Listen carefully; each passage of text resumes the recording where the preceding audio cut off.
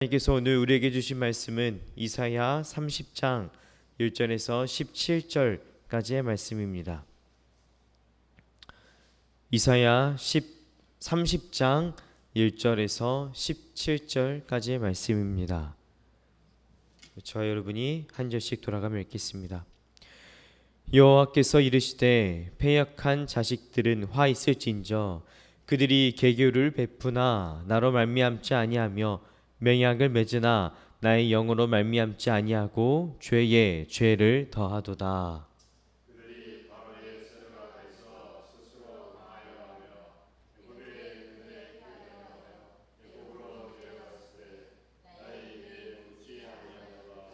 그러므로 바로의 세력이 너희의 수치가 되며 애굽의 그늘의 피함이 너희의 수욕이 될 것이라.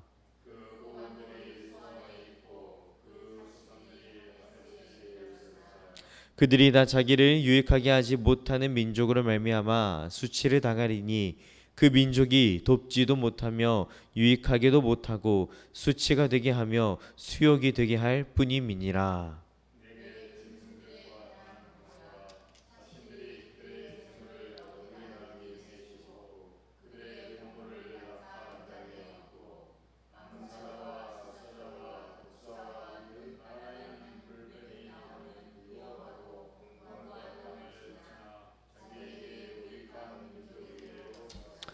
애굽의 도움은 헛되고 무익하니라. 그러므로 내가 애굽을 가만히 앉은 라합이라 일컬었느니라.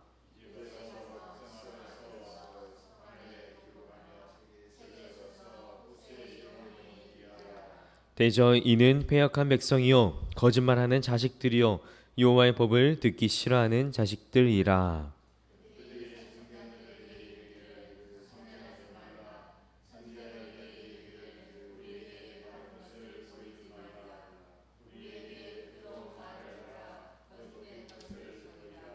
너희는 바른 길을 버리며 첩경에서 돌이키라. 이스라엘의 거룩하신 이를 우리 앞에서 떠나시게 하라 하는도다.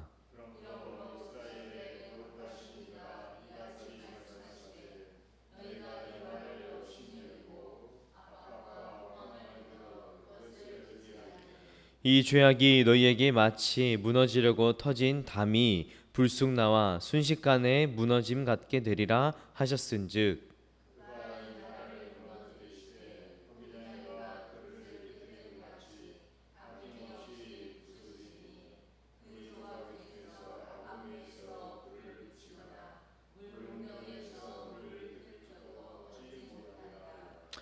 주 여호와 이스라엘의 거룩하신 이가 이같이 말씀하시되 너희가 돌이켜 조용히 있어야 구원을 얻을 것이요 잠잠하고 신뢰하여야 힘을 얻을 것이거늘 너희가 원하지 아니하고.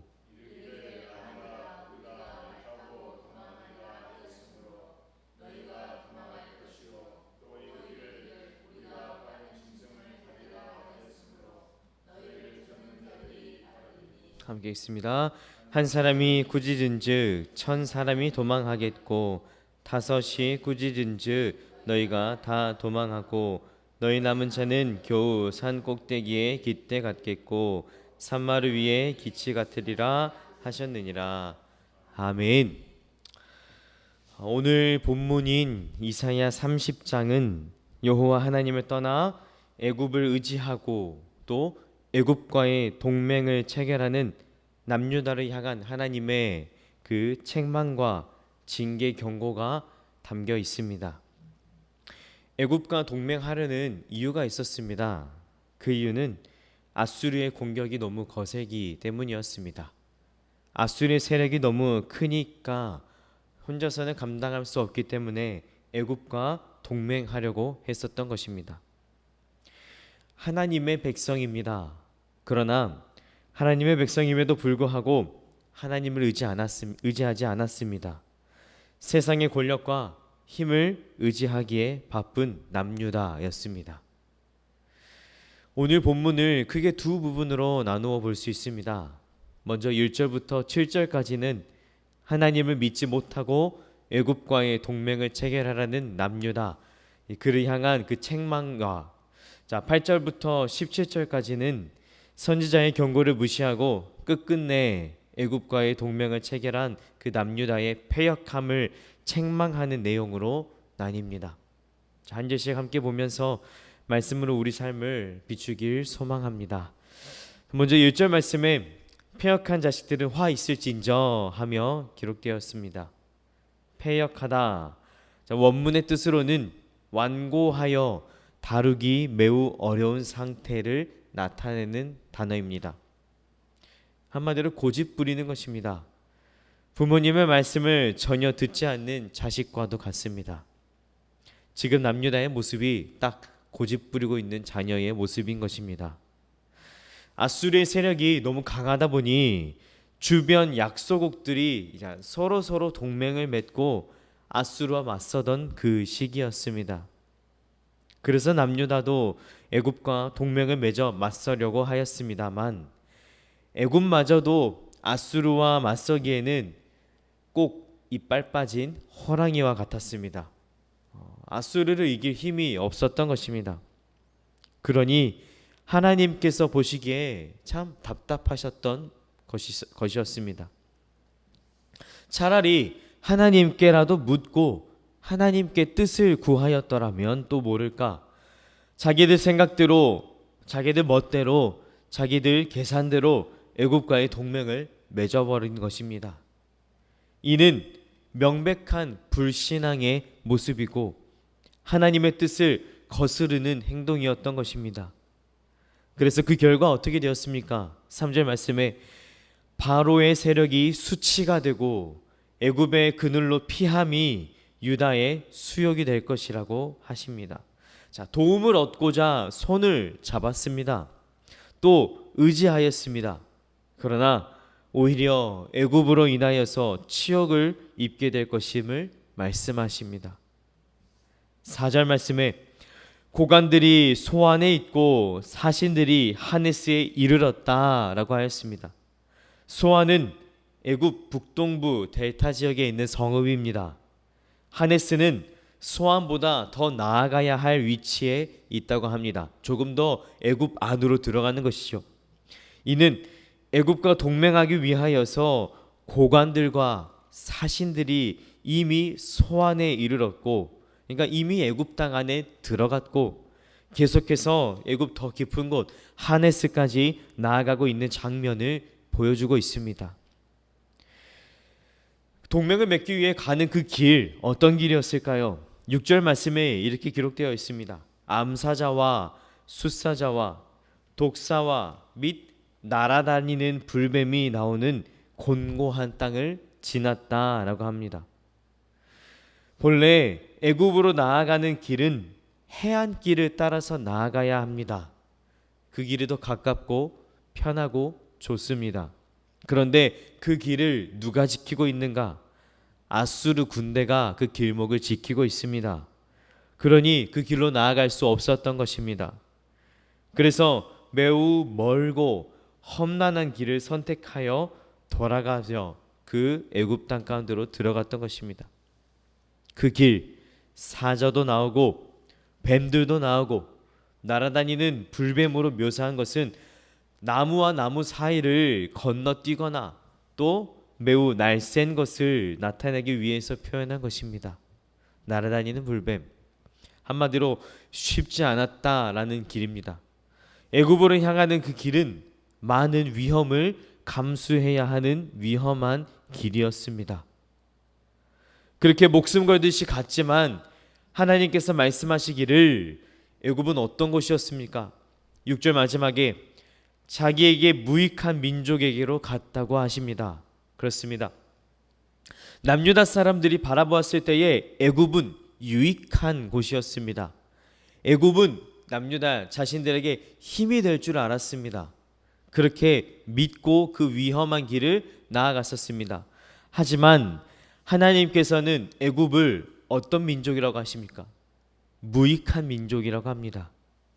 7절에 애굽의 도움은 헛되고 무익하도다. 내가 애굽을 가만히 앉은 라합이라 일컬었느니라 라고 말씀하십니다.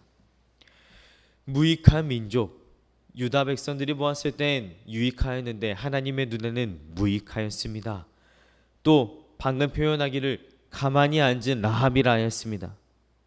라합이라고 하는 이 말을 들으면 가장 먼저 떠오르는 것이 있습니다. 우리 여리고 점령할 당시에 구원받았던 기생 라합이 떠오릅니다. 하지만 여기서 말하는 라합은 사람이 아닙니다. 원어로는 거대함, 폭풍, 교만, 그러한 의미를 가지고 있습니다. 또 고대 근동 신화에서는 전설적인 바다 괴물로 알려져 있습니다.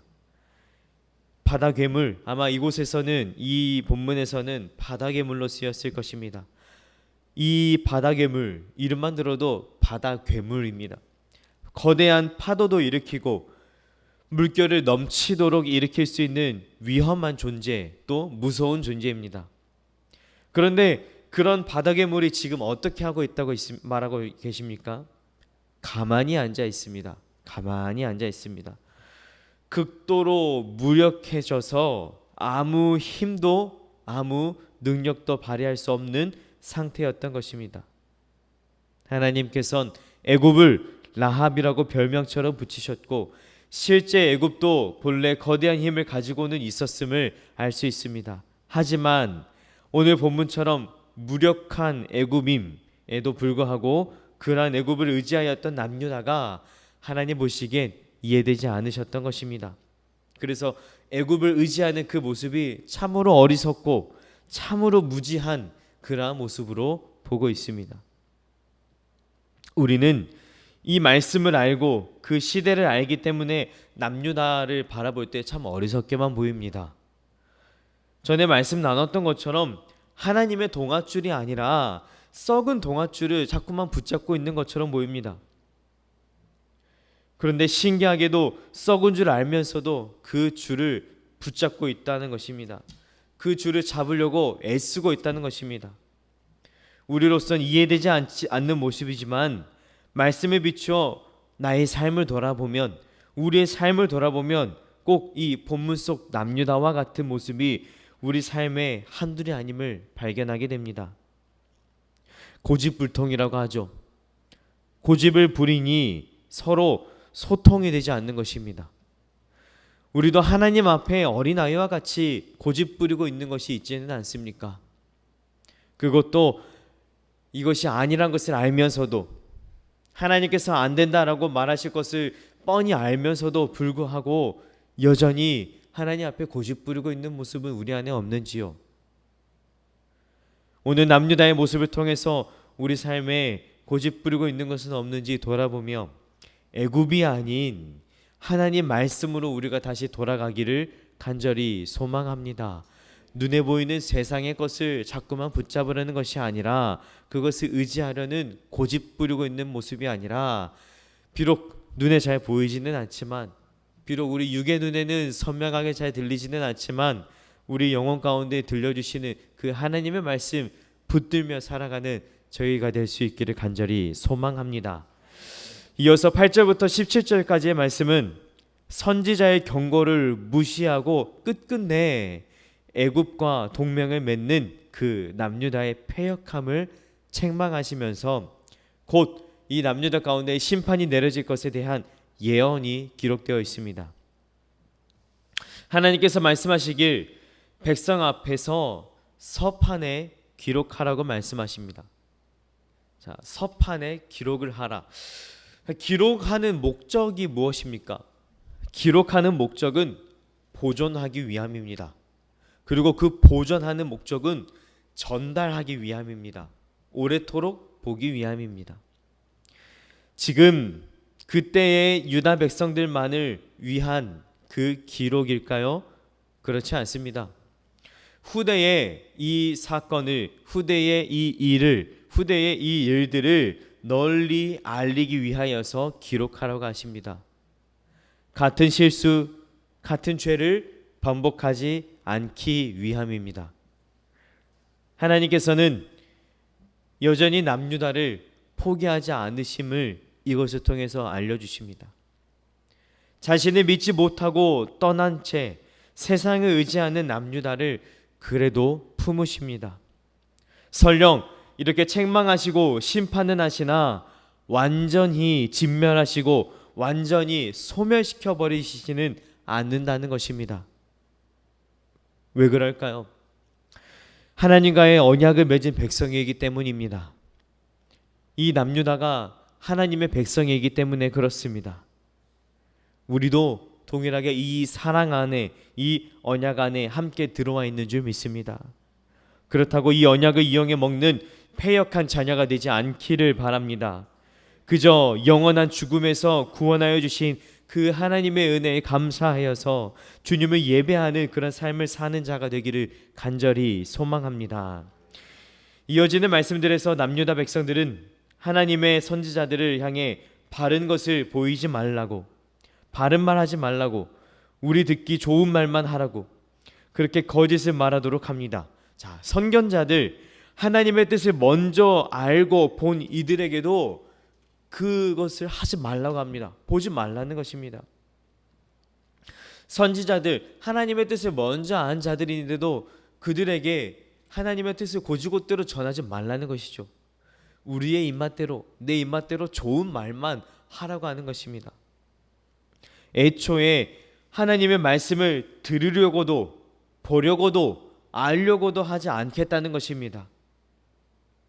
이러한 모습 어떤 모습입니까? 하나님 보시기에 어떨까요? 괘씸하죠. 이러한 남유다의 모습을 바라보는 우리 안에 불편함이 있으면 좋겠습니다. 이러한 남유다를 바라보면서 거룩한 분노가 우리 안에 있기를 원합니다. 다시 말해서 우리의 삶 가운데에 하나님의 뜻을 알려고도 하지 않고 들으려고도 하지 않고 보려고도 하지 않는 그 마음들이 내 안에 있을 그때에 불편함이 있기를 원합니다. 내 뜻을 고집하고 내 좋은 대로만 하려는 삶이 마냥 편하지만은 않기를 바랍니다. 그리고 확신하기를 주님만의 거함이, 주님 안에 함께 거하며 함께 걸어감이, 주님을 바라봄이 우리 안에 가장 큰 평안이고 가장 큰 기쁨이고 힘이자 능력됨을 누리면서 살아가기를 간절히 소망합니다. 믿는 이들은 근거 없이 자기 생각만 우기는 고집이 아니라 분명한 원칙과 객관적 근거를 바탕으로 자신의 생각을 굳게 지키는 그 태도인 소신이 필요합니다. 다시 한번 말씀드립니다. 믿는 이들은 근거 없이 자기 생각만 우기는 고집이 아니라 분명한 원칙과 객관적인 근거를 바탕으로 자신의 생각을 굳게 지키는 소신이 필요합니다. 그 분명한 원칙과 객관적인 근거가 무엇일까요? 하나님의 말씀입니다. 하나님의 뜻이 되어야 할 줄 믿습니다. 그래서 고집은 부린다고 합니다. 그런데 소신은 지킨다고 합니다.